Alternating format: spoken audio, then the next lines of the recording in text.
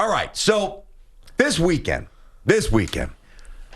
Now, it didn't end the way I wanted it to end. And credit Altuve. It's almost like he knew what was coming on that pitch. Boy, that was actually not a bad pitch. I mean, well, that was not Green a bad pitch. Compromised. He was shot. I understand, but that was not a bad pitch. He went down to get it. Yeah, in case you missed it, if you're watching the soccer or whatever, Yankees were up 7-2. They're on the precipice of sweeping the Astros, regaining the energy needed to, hopefully, from our seat, catapult them into a meaningful second-half run.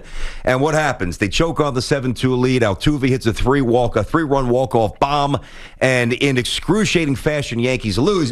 But what was really, see, that's a good pitch. But what was really interesting is what transpired the night before. Aaron Judge had a bomb. Yankees win 1-0. Yeah. Garrett Cole goes 130 pitches, 12 strikeouts, tells Boone to go back at his hole, get off my mound.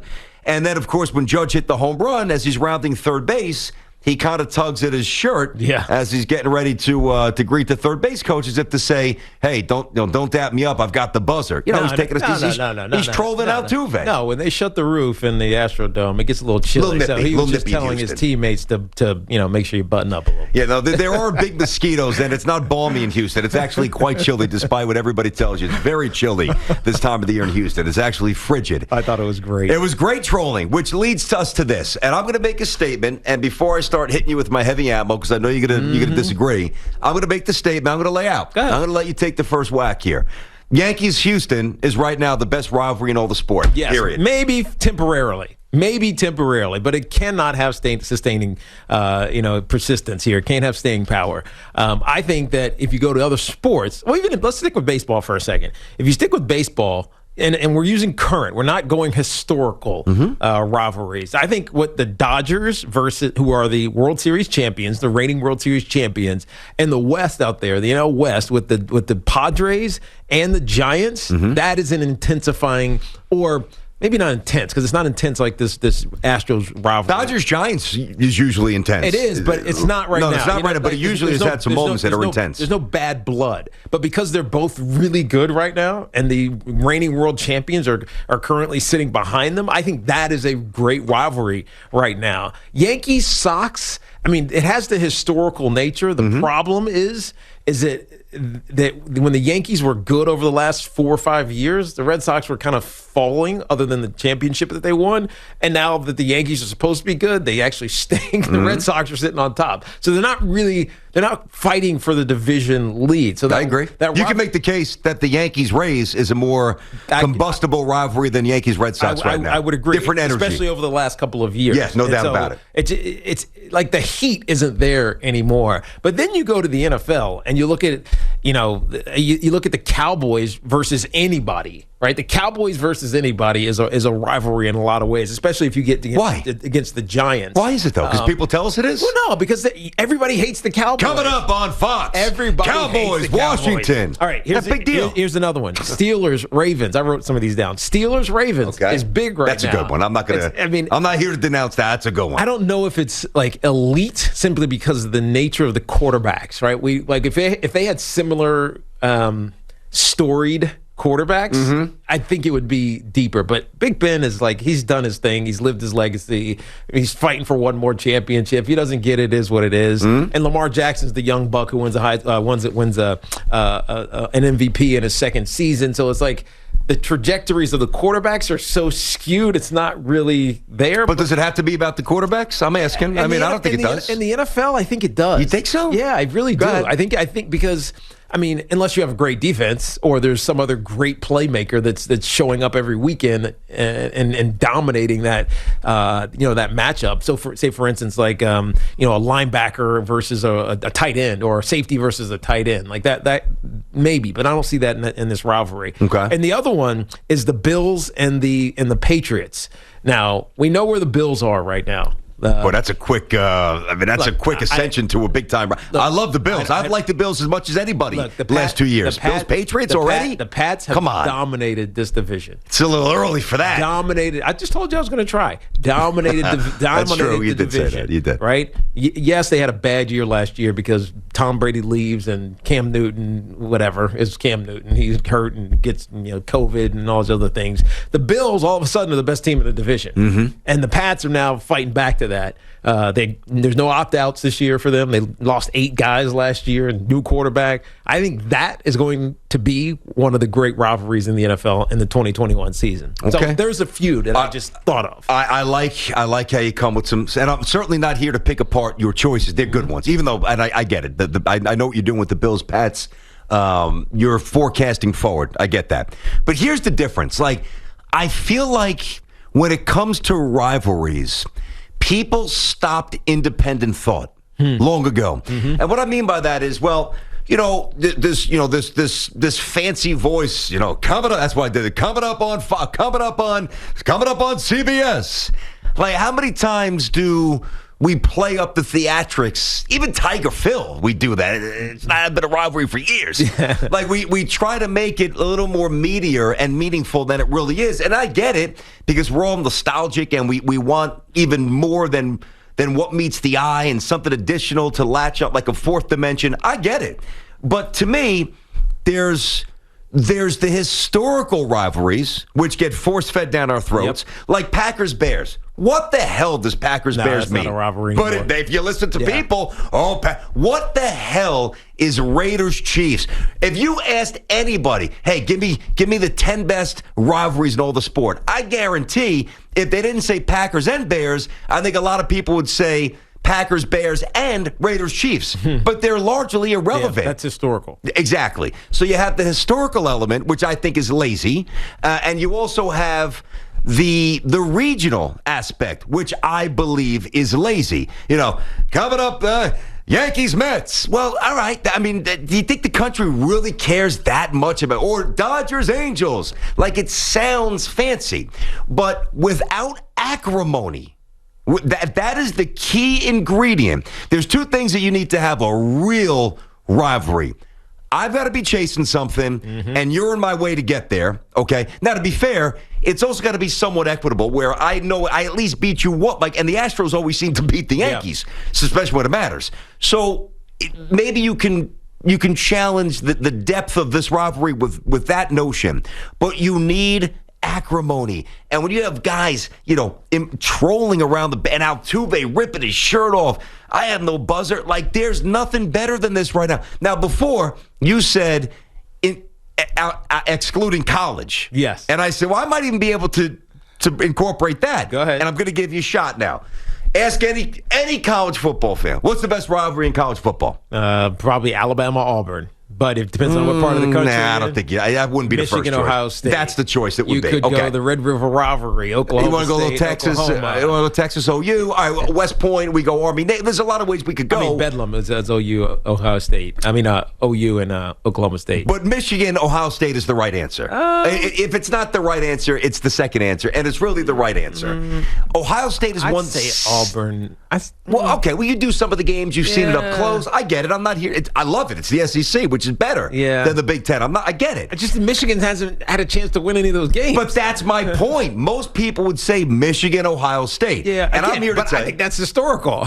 But it is. But is it really a rivalry when one team's won 17 of 19 times, and the last 2 times they played, they put 108 points on them, and it's 108 to 66?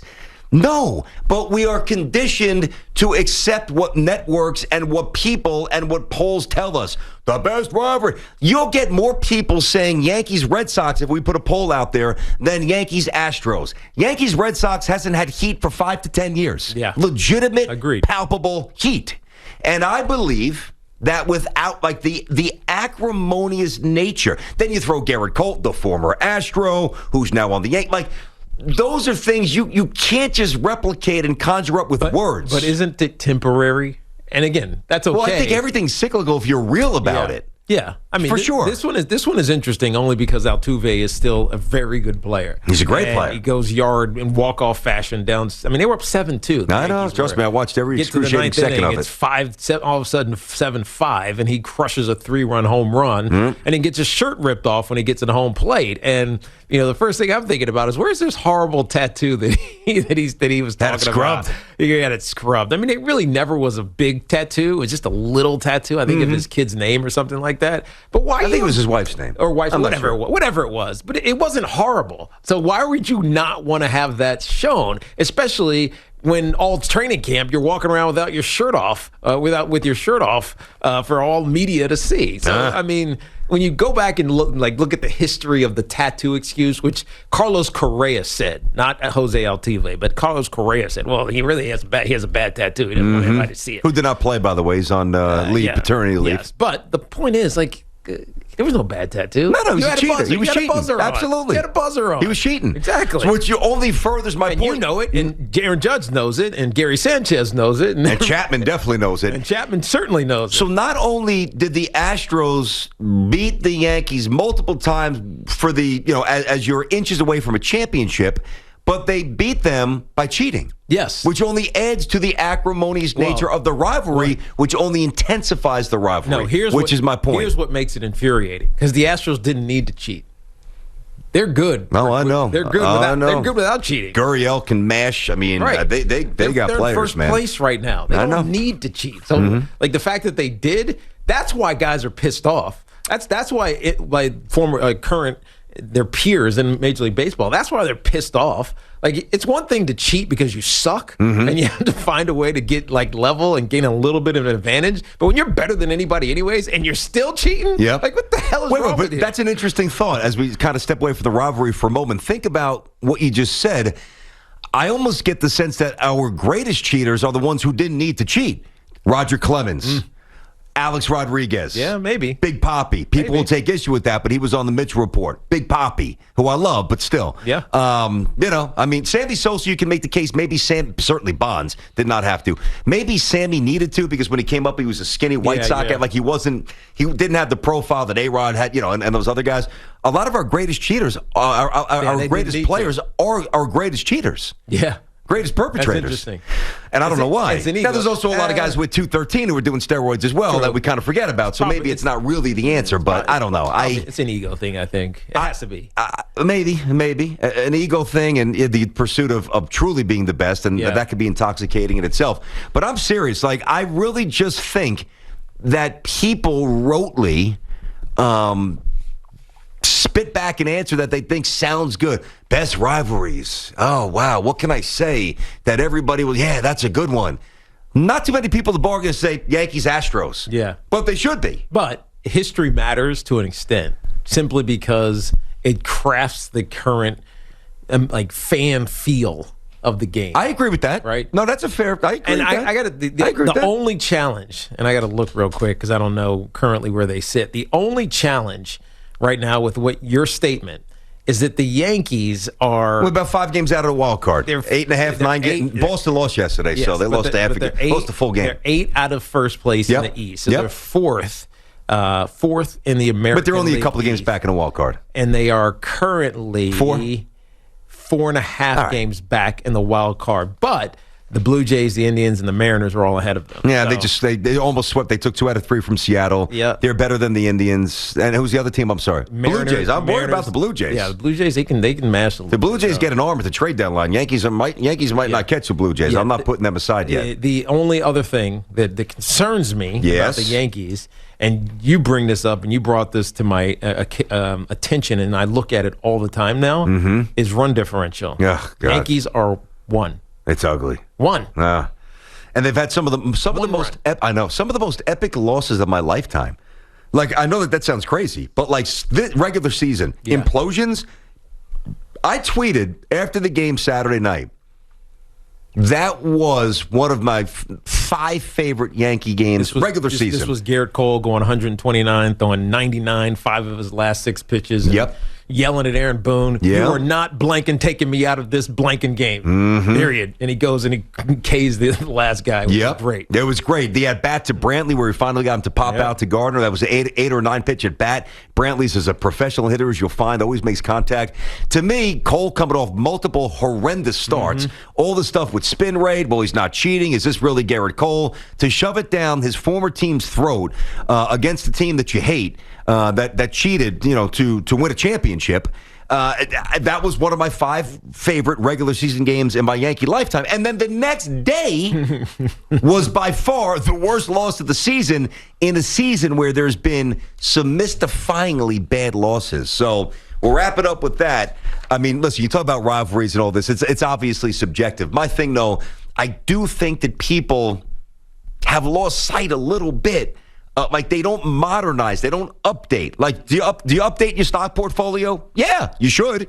I mean, do you update your wardrobe? Yeah, you should. You know, do you update your oil's got 10% life? Do you get it up to? Yeah, you should. You should eventually get it back to 100. You should.